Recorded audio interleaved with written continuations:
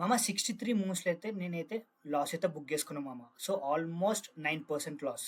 So, నా entry zone వచ్చేసి 996, నా ఎగ్జిట్ జోన్ వచ్చేసి 905.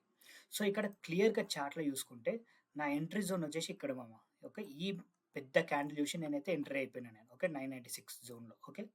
అండ్ నా స్టాప్ లాస్ అయితే హిట్ అయిపోయింది. ఎందుకు అంటే ఇక్కడ నేను రీసెంట్ ఈ సపోర్ట్ జోన్ కిందైతే నా స్టాప్ లాస్ పెట్టుకున్నా మామ. Which is almost 8-9%. సో, ఇది ఎప్పుడైతే ఈ క్యాండిల్ బ్రేక్ డౌన్ అయిందో నేనైతే ఎగ్జిట్ అయిపోయినా నేను క్లియర్‌గా. ఓకే.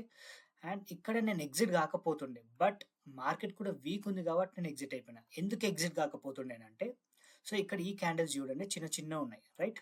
సో, ఈడంతా రీటైలింగ్ అయితే రీటైలర్స్ అయితే మనకు సెల్ చేసేస్తున్నారు. ఓకే. అండ్ ఈ క్యాండిల్ చూడండి ఎంత పెద్దగా ఉందో. ఓకే. మళ్ళా నెక్స్ట్ ఈ క్యాండిల్ కూడా వాడొచ్చు చెప్పలేం. బట్ మార్కెట్ వీక్ ఉంది కాబట్టి నేనైతే ఎగ్జిట్ అయిపోయినా మామ. ఎందుకంటే మండే మార్కెట్ మళ్ళీ ఒకవేళ బ్యాడ్ న్యూస్ వచ్చి లేకపోతే ఏదన్నా కావచ్చు అండ్ మనకైతే పెద్ద రెడ్ క్యాండిల్ ఫామ్ కావచ్చు చెప్పలేం. సో, అందుకనే నేనైతే ఎగ్జిట్ అయిపోయినా నేను. ఓకే. సో, నేను ఇక్కడ ఎంట్రీ ఎందుకు తీసుకున్నా నేను అనేది నేను చెప్తాను నేను. ఓకే. సో, జనరల్‌గా మనకి స్టాక్ చూసుకుంటే మనకి రీసెంట్ ఐ కూడా బ్రేక్ అయిపోయింది. ఓకే. Recent I. సో, ఈ స్టాక్ మనకు ఆల్మోస్ట్ రీసెంట్‌గా చూసుకుంటే మామ 100% రిటర్న్ ఇచ్చింది ఇది. ఓకే. రీసెంట్‌గా last few months back. So, మళ్ళా ఒక కన్సాలిడేషన్ జోన్‌లోకి వెళ్ళిపోయింది. మళ్ళీ ఇక్కడ మంచి స్ట్రాంగ్ బ్రేక్‌ఔట్ అయితే ఇచ్చింది మనకి. ఓకే. సో, నా ప్లాన్ ఏముండేనంటే నేను normal all time high break అయిపోయింది అండ్ కిందికొచ్చేసింది. ఓకే. సో, జనరల్‌గా కప్ అండ్ హ్యాండిల్ ఫార్మ్ అయితుంది మనకి. ఓకే. అండ్ నెక్స్ట్ ఇదొక హ్యాండిల్ ఫార్మ్ అయితుంది. ఓకే.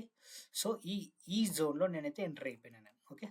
సో, ఈ జోన్‌లో నేను ఎంట్రీ తీసుకున్నాను. అందుకని ఈ ఎంట్రీ తీసుకోవాల్సొచ్చింది. లేకపోతే మనకి ఈ ఆల్ టైమ్ హై బ్రేక్ అయితే ఇది ఒక ప్రాపర్ ఎంట్రీ కూడా ఇది కూడా ఉండొచ్చు. బట్ నేనైతే ఇక్కడ ఎంట్రీ అయిపోయినా. ఓకే. ముందుగానే. సో దట్ నేను ఇక్కడ ప్రాఫిట్ బుక్ చేసుకుందామని. సో, ఇది నా సైకాలజీ మామ. ఓకే.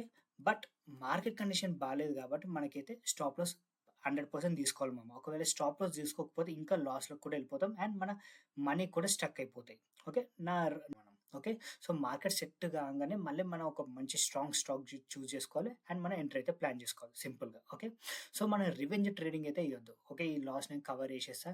సో, నేను అలాగే ఉంచుతా ఈ స్టాక్‌లో మనీ అనుకుంటే మనకు మళ్ళీ ఒక పెద్ద రెడ్ క్యాండిల్ ఫార్మ్ అయ్యి మన మొత్తం మనీ మొత్తం బ్లాక్ అయిపోతది. ఓకే. సో, మన రిస్క్ రివార్డ్ అయితే ప్రాపర్‌గా ఫాలో కావాలి. రైట్? అండ్ నా అప్‌కమింగ్ వీడియోస్‌లో కూడా నేను ఇలాంటి స్టాక్స్ నేను స్టాప్ లాస్ ఏవి తీసుకున్నా అండ్ నా టార్గెట్స్ కూడా ఏవైతే హిట్ అయినాయో అవి కూడా నేను పోస్ట్ చేస్తుంటా మామ. అండ్ మన ఛానెల్‌ని అయితే ఫాలో అవ్వండి. సింపుల్. Thank you.